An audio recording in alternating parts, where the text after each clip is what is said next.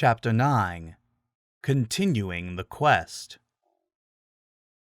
As Crescent Tower crashed down around them, Link was certain that this was the end, and that the two of them were about to be crushed under several tons of mossy stone. But then, just before the final collapse, Aghanim grabbed onto him, and suddenly they were outside.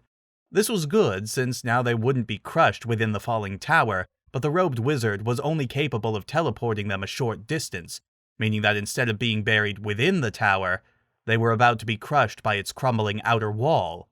With no other option, the two of them took off running, and the whole forest seemed to shake when everything hit. A cloud of dust and smoke was kicked up, thicker than any morning fog bank, while the force of the final impact sent Link flying forward, and then everything was silent. Coughing as he sat up, the young man looked around while the smoke began to clear, and all he could do was stare stupidly at the destruction that had been caused. The tower was now a scattered pile of stones and rotten wood that formed a line most of the way down the hill, but he was thankful to just have survived. "Aghanim!" the young man yelled, jumping to his feet. "Aghanim, where are you?" Realizing that he did not see his friend among the rubble, Link began a frantic search that took him running up and down the line of mossy blocks, climbing over stones, and struggling to lift up pieces of debris until finally finding him. The robed wizard was sitting against one of the larger stones at the very end, his robe covered with dirt and dust, and a look of annoyance on his face when the young man ran up to him. "Aghanim!" Link exclaimed while catching his breath. "You're alive!" "Link?" the robed wizard replied as he slowly got to his feet. "What part of 'be careful, the tower could collapse' did you not understand? Was it the part where our footsteps by themselves caused the whole thing to vibrate? Or was it when the walls started cracking when we were running from the ropes?" The young man could only shrug as he tried and failed to hide the smile on his face. Honestly, he had been terrified when the ropes chased them, and even more so when the tower collapsed, but the whole experience had also been really exciting, too. Never before had he felt more like a hero than when he was fighting off the pythons with his new shield, and when he blew up the Dodongo with Aghanim's explosive, and this made him want to continue their quest even more. "Aghanim, you need to relax," Link answered. "Yes, it was a little scary for a minute there, but we killed the monster and we're both still alive, right?" "Indeed," Aghanim said as he reached down for the nearest piece of rubble. "But we also didn't find this chest of yours, meaning that you blew up this tower and nearly got us killed for no reason. That being said, I'm going to give you one chance to stop this ignorant quest, or else I'm going to beat you to death with this rock." The young man had to admit he was a little nervous by his friend's declaration, but then he stopped, gasping in surprise at the same time as Aghanim, for in the robed wizard's hand was not a piece of debris of the tower, but a small metal chest with a complicated lock, as well as the symbol of the Hyrule royal family. Both of them just stared at it for several seconds, and then Link let out a cheer of excitement. "We did it, Aghanim!" he proudly declared. "We survived the tower and found Princess Zelda's hidden chest. That means we have to keep going and rescue her like we agreed. After all, you gave me your word." "Remind me to stop making promises," Aghanim replied as he examined the chest. "Well, there doesn't seem to be a way to open it without the key, and I've never seen a lock quite like this one before. Let's get back to Impa. Hopefully we get lucky and the Triforce is in here." The both of them were tired and fatigued from the events that took place within Crescent Tower, so the journey back to the cave took a lot longer than it did on the way out there.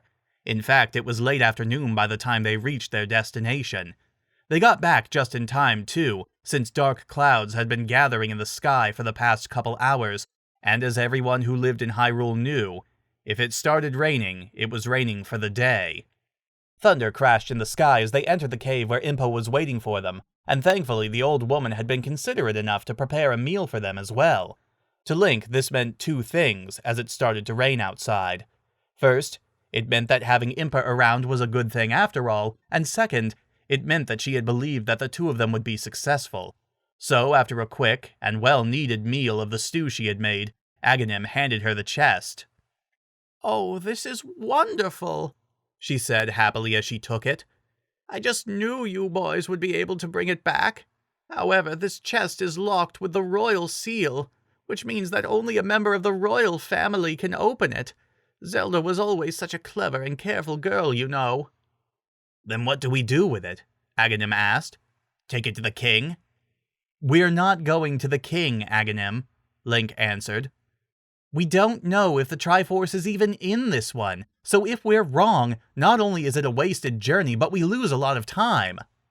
"You are correct, young man," Impa continued. "Who knows what Ganondorf is doing to the princess as we speak? There is no time to have this one open now, so your only choice is to continue to gather the chests. However, I will only give you another location each time you succeed, in case you are captured by Ganondorf. Still, I wish there was a way to resolve this matter more quickly." "There is," Aghanim suggested. "We can split up. We would be more vulnerable, but each of us alone would draw less attention, and I'm less likely to have a tower dropped on my head. So tell us where the next two are, and we can each head out in the morning." "I think you're right, Aghanim," Link agreed. "I get so angry when I think of our princess at the mercy of anyone cruel enough to have an old woman hunted down. Yes, we need to work more quickly. So tell us where they are." "Very well," the old woman began. "One was hidden in the remains of Lion Fortress, a ruined fort to the south of here, and the other one was taken to Lizard Mine, an abandoned source of precious metal in the Lost Hills. It was reported to the king last year that both of these locations had been badly neglected and should be considered dangerous, and I must warn you that the men sent to these places by Princess Zelda did not return." Meanwhile, on the shores of Lake Hylia, the rain was coming down in sheets, and along with the constant crashing thunder, was causing the people in the area around Port Hylia to seek cover from the storm. Everyone was closing the shutters on their windows and bringing animals into barns, leaving almost no one around to see the lone figure moving toward the bridge to Eagle Prison. Having discarded her traveling dress for the much more appropriate hood and trousers befitting a thief, Lady Miranda stayed low to avoid drawing attention to herself. The mask over her eyes further protected her identity as Blind the Master Thief, and apparently her disguise worked perfectly, since everyone thought that Blind was a man. That suited her, since she didn't care about fame or glory that sometimes came with being a famous outlaw.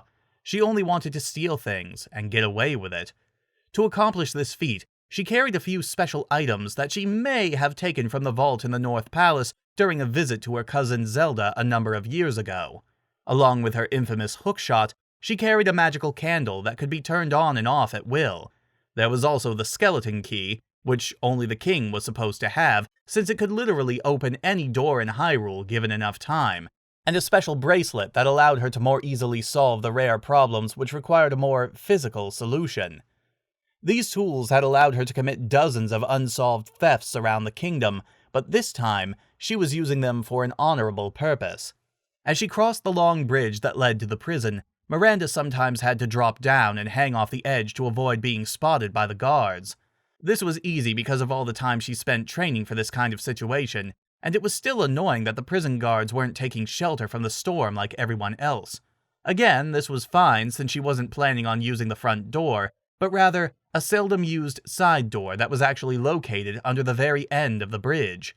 So, dropping down onto the rocky ledge where the bridge's supports were based, she took out the key and it began to make a whirring sound as it changed shape to fit the lock.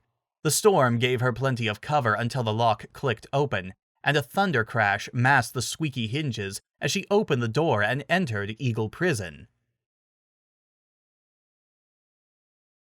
Meanwhile, in the Lost Woods, riding almost non-stop since leaving his castle in Arcadia, the white-armored hero known as Prince Facade, atop his faithful horse, Perfection, had crossed the border into Hyrule and headed in the direction that the magical compass sent to him by Princess Zelda pointed him.